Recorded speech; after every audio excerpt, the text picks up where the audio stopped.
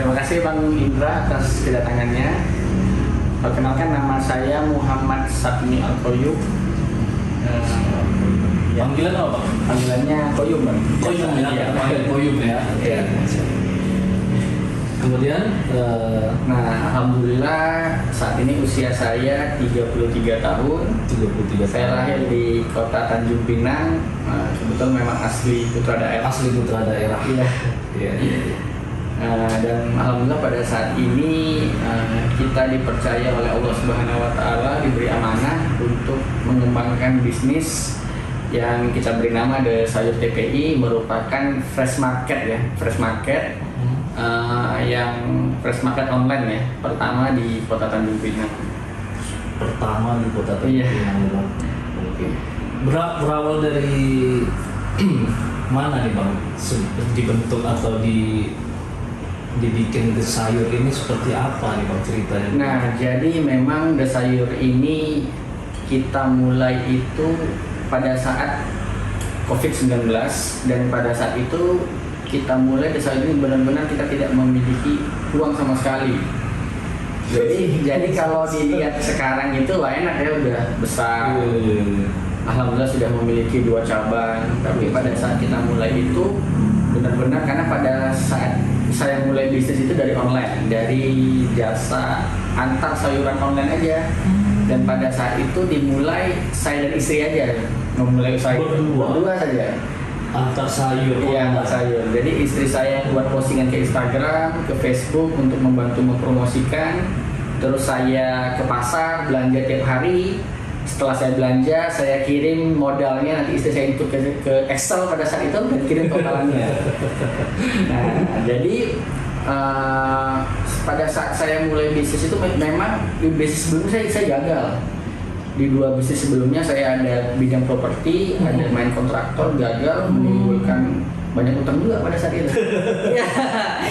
Menimbulkan banyak utang. Aduh ya, namanya kita bisnis ya memang stres tuh ada, karena pada saat itu usia masih cukup muda, utangnya udah hampir 600 jutaan tuh, yang harus kita selesaikan lagi. Dari seumur itu ya Bang? Iya.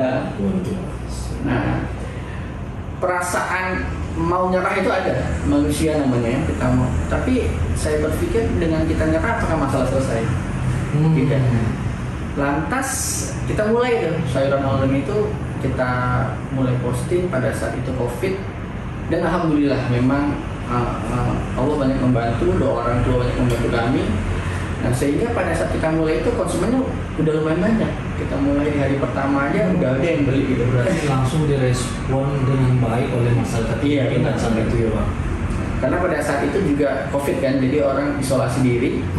Nah, memang sebagian banyak orang menganggap COVID itu masalah besar gitu. Nah, tapi memang kita sebagai pengusaha, memang kita harus memiliki perspektif atau cara pandang yang harus berbeda dari manusia umumnya gitu. Karena kalau kita sama saja pada umumnya, ya kita akan jadi sama aja gitu. Nah, jadi memang kita harus melihat masalah yang datang itu sebenarnya satu peluang dari Allah ketika kita bisa menyelesaikan masalah tersebut. Dan alhamdulillah kita bisa membantu banyak orang pada saat itu yang memerlukan kebutuhan harian. Nah, kita mensuplai, dan alhamdulillah itu jadi peluang bisnis buat kita gitu. Dari masalah menjadi sebuah peluang yang besar dan terbukti eksistensi sampai sekarang ya. Iya. Dari masalah COVID itu sebenarnya. Lantas memang setelah COVID itu istri saya ragu nih, wah nih setelah COVID ini ada nggak yang belanja? Benar. Demandnya masih ada nggak? Iya, ada nggak yang belanja? Jadi saya ini bisnis memang yang pertama itu saya lakukan adalah saya berdoa, yang kedua saya berusaha semaksimal mungkin usaha saya. Saya usaha, dan yang ketiga saya serahkan sama Allah, dan itu yang saya selalu lakukan. Jadi saya sempat bilang sama istri, udah kita usaha aja. Soal hasil itu Allah yang serahkan. Dan ternyata benar gitu. Pada saat setelah pas COVID, ibu-ibu ini udah mulai malas ke pasar karena udah nyaman kan dengan konsep The Sayur itu. Mereka bisa belanja kebutuhan harian dan bisa diantar kapan saja, mau pagi, mau siang, mau sore bisa diantar. Jadi barangnya kita harus simpan dulu di kulkas kita. Jadi yang dulu ngantar abang langsung nih? Iya, rumah-rumah. Luar biasa. Jadi itu yang antar kebetulan memang saya sendiri, saya belanja. Jadi sistemnya itu memang jasa online. Misalnya kayak Bang Indra, besok Bang Indra mau masak ayam goreng ya. Iya. Perlu beli bumbu ayam goreng, perlu beli ayam gorengnya. Bang Indra lihatnya ke WA, kita yang belikan. Dan uniknya memang konsep kita itu kita mengusahakan bahwa barang yang kita jual harganya sama dengan pasar. Oh. Nah ada perbedaan sebenarnya. Jadi dengan Bang Indra ke pasar dengan belanja sama saya sama aja. Bedanya cuma ongkir aja. Bang Indra bantu ongkir saya Rp7.000 Dengan harga yang sama. dengan harga yang sama. Bagaimana itu bisa terjadi gitu? Iya. Nah, jadi kita ambil marginnya dari mana? Nah, gitu kita ya? melakukan bargaining sebenarnya sama pedagang pasar di situ. Jadi kita datang ke tukang ayam, kita jelaskan Bang, kami ini buka jasa pasar online Bang. Jadi pasar online ini kebutuhan pasar itu bisa didapat di smartphone. Di handphone aja dia bisa dapat gitu. Satu pasar itu bisa dibeli sama dia. Iya. Hanya dengan handphone aja.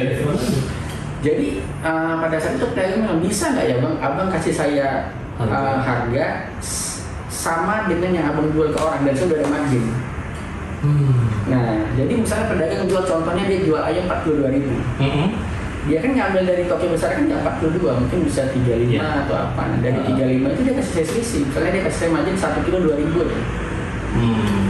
Nah, jadi saya bisa jual 42.000 juga, tapi saya disitu udah dapat margin Rp2.000. Dan itu kita lakukan semua ke tukang daging, ke tukang sayur. Dengan komunikasi di awal. Nah, ada komunikasi seperti awal. Jadi setelah kita berjalan, ternyata si tukang ayam ini merasa terbantu. Yang biasanya dia misalnya ada barang misalnya yang nggak laku 100 kilo, dengan adanya kita grafik penjualannya bagus. Jadi omset tumbuh itu bagus juga. Iya. Yang tadinya misalnya dia cuma bisa jual 300 kilo, dengan adanya kita bisa nambah 100 kilo, jadi 400 kilo ya. Walaupun mungkin margin dia kan agak tipis, tapi kan dengan situ putaran dia kan cukup bagus. Dan banyak pedagang yang pada saat itu kita sudah sepakat dengan beberapa pedagang lain mau seperti itu. Menawarkan dia mau dengan model kita seperti itu, dan alhamdulillah secara nggak langsung kita membantu juga pedagang yang ada di situ, karena pada saat COVID kan mereka sepi.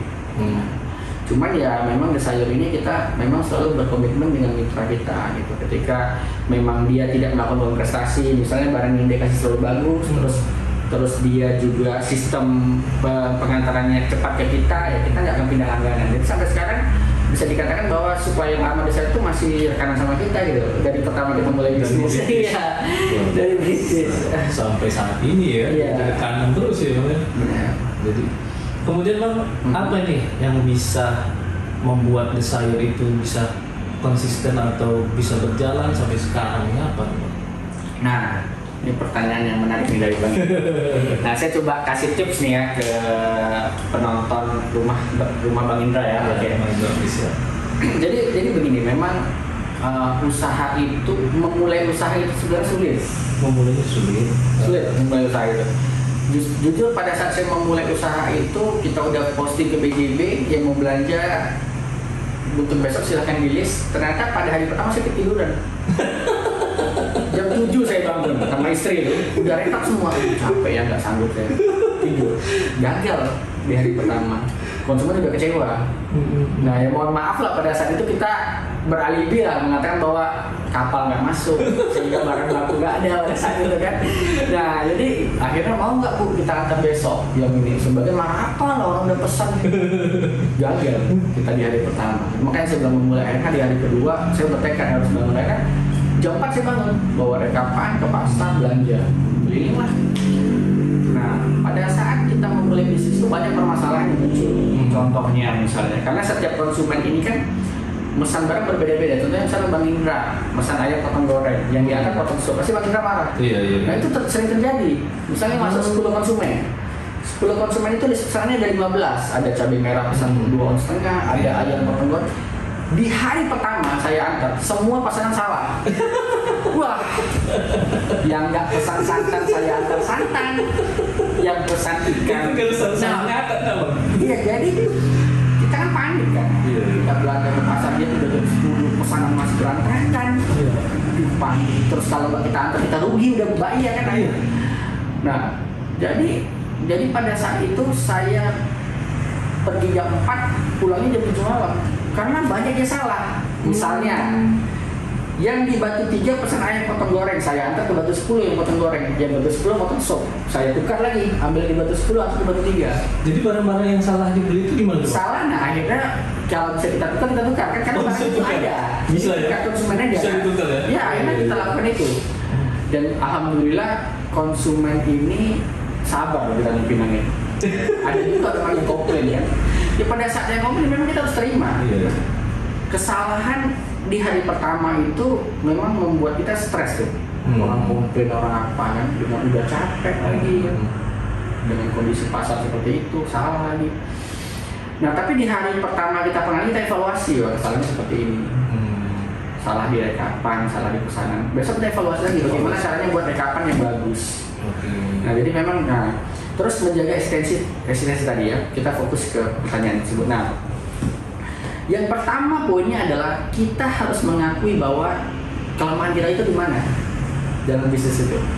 Terkadang kan dan kita harus siap terima komplain. Jadi ketika kita diterima komplain, kita harus catat kesalahan. Jadi saya itu pada saat saya memulai bisnis, saya buat tabel. Tabel tanggal 1, tanggal 2, tanggal 3 saya buat catatan komplain apa aja. Misalnya hari ini ikan busuk, misalnya ikan kurang segar, saya akan buat tanggal 1 ikan segar. Misalnya lagi pengantaran lambat, saya buat pengantaran lambat. Misalnya kesalahan pesanan, yang nggak pesan ikan saya antar pesan ikan, yang pesan ayam nggak pesan ayam saya antar pesan. Itu saya rekap dan saya buat solusinya untuk mengatasi masalah tersebut. Dan alhamdulillah 3 bulan salah terus. 3 bulan akhirnya sampai istri saya capek kan bisnis ini deh. Tapi saya bilang bahwa ini adalah peluang. Kenapa? Karena pada saat saya jadi karyawan ya gaji saya cuma 3 juta rupiah. Tapi alhamdulillah pada saat saya jualan sayuran online itu dalam satu waktu itu bisa untungnya 1 juta sampai 900. Nah kebetulan saya juga punya buku, maaf buku merah itu, yang merah. Nah, ini adalah saksi saya nih. Ini buku, ini benar-benar saya memulai bisnis nih dengan buku ini. Catatan saya inilah buku ini. Nih, ini saya buat. Ini 2020, ini buku kedua. 2020. Saya mulai 2019. Mulai 2019. Nah, ini saya buat nih belanja ikan, belanja apa nanti. Modal awal 150. Pinjaman misalnya saya buat di sini ada pinjaman. Nah, omset nih. Saya dapat satu hari 440.000 sehari ya. Nah, di sini ada omset itu 600.000 sehari. Nah, jadi ini semua saya catat di sini. Saya catat masih manual sistemnya. Nah, ada manual ini 836.000. Naik terus nih Bang. Iya, 836.000. Nah, ini kita buat belanja campur-campur, belanja ikan, belanja ojek, belanja barang sayur apa semuanya saya buat. Dapat modal dikurangin sama pemasukan. Nah inilah catatan awal saya. Jadi di buku ini, makanya buku ini saya nggak pernah. Ini saya selalu simpan di. Ada sejarahnya. Ya. Nah jadi terus kita lakukan, jadi kita harus evaluasi terus kesalahan yang terjadi. Nah, terus yang poin yang ketiga adalah ketika kita sudah punya modal, harus benar alokasikan modal tersebut untuk menambah omset penjualan. Nah terkadang mohon maaf ya, kita namanya pengusaha muda nih agak berambisi, misalnya punya duit langsung investasikan misalnya ke motor besar. Nah itu dia nggak membantu kita punya motor besar, punya mobil bagus, punya rumah bagus, belum bisa membantu kita untuk mendongkrak usaha kita tersebut. Hanya untuk sebuah prestis. Benar. Nah kita harus menahan untuk membeli barang tersebut. Memang kita harus beli itu karena kebutuhan pokok kan, kebutuhan. Tapi kita harus menahan itu untuk invest lagi. Nah, memang ketika saya ada modal yang tadinya saya ngantar misalnya pakai keranjang baju untuk masukin barang-barang itu, saya mulai beli keranjang yang agak besar di motor. Terus saya beli keranjang yang kanan kiri itu sudah bagus. Ada nggak foto abang? Ada. Nanti saya juga. Nah, saya beli itu. Nah, memang pada saat itu, terus saya mulai beli motor juga. Pada saat itu motor pun saya nggak punya. Jadi mulai dari sayur, itu motor sih nggak punya. Jadi saya benar-benar bankrupt, bisnis rumah yang saya cicil harus saya serahkan lagi ke bank, mobil juga, motor juga nggak punya. Jadi sampai saya berpikir pada saat itu saya baru nikah gitu. Ini pernikahan saya ini halal nggak nih? Direstui Allah lagi kok bisa jadi seperti ini gitu kan? Nah, orang mulai dari titik nol, abang dari minus. jadi minus. Yang paling saya sedih itu, ini mungkin saya belum pernah cerita di mana-mana. Saya coba share di rumah Indra, rumah Bang Indra. Pada saat saya ngantar itu, istri saya telepon. Rumah kita digedor orangnya, Bu. Kenapa? Rupanya memang saya dulu pinjam di koperasi, sampai saya pinjam di koperasi keliling itu. Koperasi, nah akhirnya pinjam karena saya belum bisa bayar, digedor rumah saya tuh. Saya yakin nih kakak di dalam, keluar lah. Saya udah stres kan. Iya. Saya bilang sabarlah, saya lagi nyantar sayur. Saya bilang nanti kamu bilangnya sama dia, sore kita bayarkan uang kita ada. Akhirnya, nah seperti itu, dan kita cicil, utang kita cicil dari sayur itu alhamdulillah bisa diselesaikan. Nah jadi memang, nah seperti itu, jadi 3 poin itu yang saya sampaikan. Dan yang keempat adalah kita jangan pernah berada di zona nyaman. Bukan kita nggak bersyukur ya. Nah kita bersyukur dengan yang Allah kasih pada saat ini. Kita sangat bersyukur, bahkan saya yakin bahwa ini hanyalah titipan dari Allah juga ya. Amanah yang harus saya jalankan, bukan punya saya nih, amanah aja yang pada saat ini saya harus jalanin sama istri. Nah tapi kita harus evaluasi terus kekurangan kita itu di mana, dan sampai saat ini kita terus melakukan itu. Contohnya misalnya tadi saya mungkin nggak pernah jual MPASI, sekarang kita udah mulai jual produk MPASI. Nggak pernah jual non-food, kita sekarang jual food, non-food juga. Jadi memang harus kita, nah 4 poin itu yang sampai saat ini terus kita lakukan. Dan poin yang kelima yang paling penting adalah itu, sebenarnya poin pertama kita harus terus berdoa, karena memang rezeki kita dari usaha ini rezeki dari langit, rezeki dari langit. Jadi memang desire ini ya gitu, kita setiap pagi aja itu operasional kita udah jelas keluar 6 juta. Jadi udah jelas setiap hari saya itu dari 2 cabang itu harus mengeluarkan operasional 6 juta rupiah. Bagaimana cara menutupi itu? Setelah kita lakukan tersebut ya kita serahkan juga sama Allah. Dan memang kita usahakan rezeki kita dari langit, kita jangan macam-macam gitu loh. Dan jangan bertindak di luar inilah ketentuan dari agama. Itu yang memang saya lakukan gitu loh. Sampai alhamdulillah saat ini saya diberikan amanah dengan usaha saya saat ini itu seperti itu. Luar biasa tadi ilmu atau kiat-kiat yang dari di share sama abang ini mudah-mudahan bisa menjadi inspirasi buat teman-teman yang sedang merintis usaha. Ya. Bagaimana cara supaya suatu usaha tetap eksistensi dan terus berjalan. Ya. Abang juga, ini kita dengar abang juga salah satu anggota HIPMI ya. Benar. HIPMI Tanjung Pinang ya. HIPMI, BPCMI Kota Tanjung Pinang. BPCMI Kota Tanjung Pinang. Sebagai pengurus juga ya. Iya, sebagai salah satu pengurus. Salah satu pengurus di HIPMI Tanjung Pinang ya. Bagaimana bang bergabung di HIPMI? Dampaknya ada ke jadi usaha yang sedang berjalan. Memang saya itu dari kampus itu sedang berorganisasi. Berorganisasi. Dari kampus saya pernah jadi wakil gubernur mahasiswa, aktif di beberapa organisasi. Dan memang ketika berkecimpung di dunia kerja, saya hilang ke organisasi. Begitu juga di usaha. Karena memang di tahap awal kita concern, jangan untuk bikin organisasi, bikin produk sendiri aja susah gitu. Gimana kita mau bikin orang gitu kan? Betul. Nah, tetapi pada saat alhamdulillah itu yang saya bilang bahwa alhamdulillah Allah bantu kita. Jadi pada saat kondisi kita udah mulai stabil, usaha kita sudah mulai berjalan. Saya berpikir bahwa saya ingin memberikan semangat lah kepada rekan-rekan yang saat ini sedang menjalankan usaha juga gitu. Nah dengan berHIPMI ini saya banyak kenal beberapa pengusaha yang jauh di atas saya dan saya banyak belajar. Jadi saya kalau di organisasi itu saya lebih banyak mendengar, lihat beberapa rekanan yang punya, mungkin saya pada saat ini punya 40 karyawan, tapi ada yang punya 200 karyawan, 300 karyawan, saya termotivasi wah. Ini orang itu saya bilang bahwa kita harus keluar dari zona nyaman terus gitu kan, masih luar biasa. Kenapa? Karena itu saya bilang bahwa hidup itu bukan soal materi sih sebenarnya. Materi itu ya hanya sifatnya nilainya itu hanya sementara. Kalau kita makan enak nih, paling setengah jam udah hilang rasa enaknya. Dan takaran enaknya hanya sampai di tenggorokan aja, itu hilang. Punya mobil mewah, punya rumah mewah, hanya sekedar bisa dilihat aja. Iya. Terus kemanfaatan kita tuh apa gitu loh. Jadi saya melihat bahwa sebenarnya kemanfaatan manusia terbesar itu adalah ketika kita bisa bermanfaat buat banyak orang gitu. Nah jadi saya mau coba juga dengan yang hari ini kan Allah kasih sesuatu kelebihan. Nah saya coba ingin berbagi dengan pengusaha-pengusaha baru, UMKM, dan juga alhamdulillah pada saat itu juga saya juga menaungi banyak UMKM. Nah dengan berhikmi itu saya banyak tuh belajar dari Ketum Sari, terutama dari Tanjung Pinang ada Ketum Ade gitu, banyak termotivasi juga saya. Bisa saling sharing sesama. Benar, bisa saling sharing apa. Berapa UMKM yang sedang bergabung di Desayur? Nah jadi memang Desayur ini selain kita juga sekarang membuat branding ya, Desayur itu adalah rumah UMKM dan pusat oleh-oleh Kota Tanjung Pinang. Nah, jadi kalau yang cari produk UMKM saat ini insya Allah udah terbanyak lah, karena kita hampir 500 produk untuk UMKM. 600 produk. Iya, 500 produk UMKM, baik frozen foodnya, baik yang kering maupun yang diciler. Wow.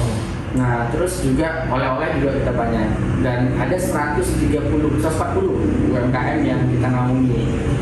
Nah awalnya memang saya bukan bercerita Bisa jadi sentra oleh-oleh juga Desayur. Iya benar. Alhamdulillah. Jadi kalau yang cari oleh-oleh itu di Desayur tuh bisa gitu. Iya. Lengkap itu dari situ. Ya. Jadi dari kebutuhan harian, terus kebutuhan bulanan, alhamdulillah kita udah ada. Nah jadi memang Bang Indra waktu di UMKM itu pertama kali kita buka ya sama seperti itu, dari pedagang kita mau coba bermanfaat lagi nih buat yang lebih besar UMKM. Jadi memang UMKM pertama kita buka itu cuma 2 aja. Dua orang aja nih UMKM pasar karya. Nah yang tadinya awalnya kita belum punya toko, kita bantu pemasaran dulu. Nah dari 2 ini ternyata alhamdulillah mereka terus berkembang juga, dan dalam pengembangan juga kita nggak sendiri memang. Kita dibantu juga sama pemerintah provinsi, pemerintah kota, karena gini, kita kan gini, seperti saya bilang bahwa kita itu harus berani memang sebenarnya. Jadi waktu kita terima UMKM, secara regulasi UMKM ini belum ada BP POM sama halal. Karena itu mereka sulit untuk masuk ke retail-retail besar di Kota Tanjung Pinang. Sebenarnya secara regulasi itu benar. Itu benar. Akhirnya pada saat itu kita kesampingkan dulu tuh. Dalam hukum juga namanya istilah diskresi ya, ringan. Akhirnya kita pasarkan. Ternyata setelah kita pasarkan produk ini diminati. Nah, mereka malah kewalahan diproduksi. Yang tadi cuma sendiri kan nggak sanggup dia. Nggak sanggup saya bang. Karena produk tersebut sering kosong. Kita pun ingin ngejar dia sekarang kan. Akhirnya saya bilang kalian harus buat sistem, harus cari karyawan. Karena mereka ikut karyawan yang tadinya masukan. Iya. Yang tadinya 1, 2, ternyata nggak terkejar juga. Ya sampai 3. Baru mereka bisa jaga stok mereka tersebut. Karena, nah itu juga masalah bang. Begitu produk ini enak, masyarakat suka, produknya saya kosong. Konsumen tuh marah kan, datang ke sini mau beli ini nggak ada. Ini sambal ini nggak ada, beli ini. Kesal kan itu. Nah kita juga jadi merasa malu kan, nggak profesional kali nih. Akhirnya sekarang kita juga udah buat sistem bahwa produk tersebut tidak boleh kosong. Ketika memang kosong dalam waktu 7 hari berturut itu kita cut. Kita sanksi. Supply tetap. Nah iya. Nah ternyata dari produk tersebut berkembang lah bahwa Desayur terima UMKM. Banyak yang masuk tuh. Banyak yang masuk. Jadi kita terima ya. Alhamdulillah pada saat itu kita langsung ngadain kayak seminar lah, saya sosialisasi lah ke UMKM ini, dan akhirnya mereka mengurus dan ternyata gratis. Dan alhamdulillah dari produk tersebut mereka mulai, karena mereka merasa bahwa ini udah ada nasi mereka kan, mereka giat. Dan sekarang baru kita buat regulasi bahwa produk harus halal dan BP POM, dengan catatan mereka sudah punya income dulu gitu. Sudah berjalan. Sekarang sudah semuanya sudah tersertifikasi lah semuanya. Benar, tapi masih ada sebagian yang masih berjalan juga. Sekarang kan butuh waktu ya. Berarti pemerintah Tanjung Pinang juga sangat support membantu UMKM ya. Pemerintah Tanjung Pinang provinsi lah katanya. Karena kalau pada saat itu dia bilang produk tersebut tidak bisa dipajang, secara materi saya nggak rugi. Saya bisa ambil produk dari luar. Saya juga bilang secara materi saya nggak rugi Pak. Tetapi dari Bapak tarik produk ini ada orang yang bergantung hidup di sini. Ada pekerja yang tiap hari berharap upah 70.000, 80.000 buat ngasih anaknya makan.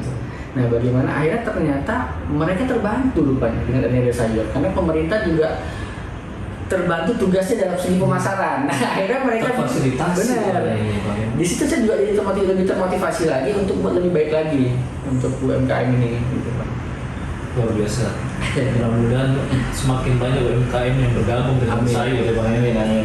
Oke Bang, mungkin pertanyaan kita terakhir. Iya. Apa nih kedepannya planning dari The Sayur? Jadi kita memang ada buat dua rencana, insya Allah yang mudah-mudahan dalam hal ini juga Allah kembali bantu kita ya, semoga kita bisa mendapat manfaat lagi buat banyak orang. Doa juga Amin. untuk bantu doa juga buat penonton Bang Indra nih. Ya. Jadi memang saat ini saya ingin keluar lagi dari zona nyaman saya saat ini. Mau keluar lagi ya? Karena pada saat ini kan dasarnya sudah alhamdulillah sudah mulai dikenal, masyarakat sudah mulai terbantu lah dengan adanya The Sayur, dan UMKM juga mulai bisa produksi, bisa menikmati hasilnya. Saat ini saya ingin di Tanjung Pinang ini ada pabrik frozen food. Nah, jadi UMKM yang kualitasnya bagus, sudah BPOM, sudah halal, kita membuat pabrik untuk memproduksi skala besar.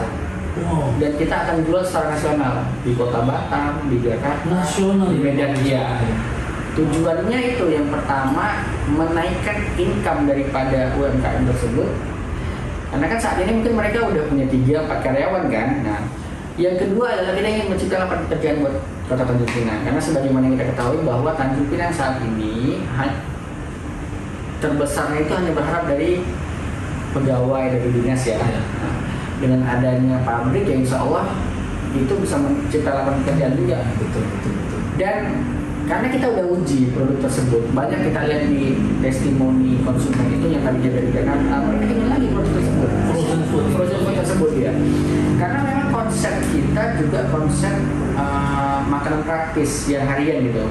Karena kalau misalnya hari ini misalnya konsumen beli makanan yang udah jadi kan harus habis hari itu. Tapi kalau frozen mereka bisa goreng mungkin 1 potong, 2 potong, masih lagi di kulkas. Iya, dan makanannya itu memang makanan kebutuhan harian, bukan cuma nugget, tapi ada ayam lengkuas, ada pisang kipas, ada rendang dan lain-lain, ada lele, ada nila. Yang mana mereka harus misalnya membuat lele bakar atau lele goreng, mereka harus beli lele dulu 1 kilo, beli lagi bumbunya, belum lagi nanti kena tusuk tangannya, ya kan? Nah ini harganya kurang lebih hampir sama, kita kasih praktis dan harga dan rasanya pun insya Allah enak, mereka tinggal goreng aja. Dan ketika ini bisa, saya rasa juga itu bisa dinikmati oleh masyarakat secara nasional, insya Allah. Nah itu harapan saya yang pertama yang memang sekarang saat ini kita lagi berpikir ya, memang itu saya mau keluar lagi untuk berpikir lagi. Nah yang kedua adalah saya melihat bahwa The Sayur ini dibutuhkan oleh masyarakat karena seperti saya lihat bahwa misalnya mereka suami istri bekerja, pagi udah harus antar anak, mau ke pasar kan agak sulit. Betul. Nah karena pasar tradisional kan kita juga buka dari jam 5 sampai jam 9. Bagaimana ibu-ibu yang nggak sempat? Iya. Nah itu saya lihat bahwa setiap sore alhamdulillah toko kita itu pembelinya ramai di sore hari. Ternyata memang itu pekerja. Pulang dari kerja mereka belanja. Nah itu satu juga. Jadi yang kedua juga yang tidak sempat ke pasar, misalnya ibu-ibu baru selesai misalnya melahirkan, itu juga kita alami juga. Sempat mereka butuh MPASI, kita bisa antarkan. Nah jadi saya melihat bahwa Tanjung Pinang ini kan termasuk kota yang tidak begitu besar. Di kota yang tidak begitu besar, alhamdulillah kita bisa berkembang ya, bisa diberikan kepercayaan oleh masyarakat. Nah, saya berharap besar ini bisa ada di beberapa kota, ada di Batam, di Jakarta, di Pekanbaru, insya Allah. Dan memang pada saat ini kita kelola sendiri dari segi pendanaan, dari segi apa yang mungkin tidak mungkin bahwa mungkin teman-teman ada yang ingin berinvestasi mungkin kita bisa berbicara. Ini bisa berbicara untuk membuka di beberapa outlet di kota besar lah insya Allah. Mungkin itulah harapan saya dua yang ingin yang mudah-mudahan terrealisasi. Semoga harapan-harapan dari abangnya bisa terrealisasi ya. Mudah-mudahan bisa ada pabrik di Tanjung Pinang, pabrik frozen dan membuka cabang di mana-mana. Amin. Sayur ini. Amin. Oke Bang, terima kasih banyak atas waktunya.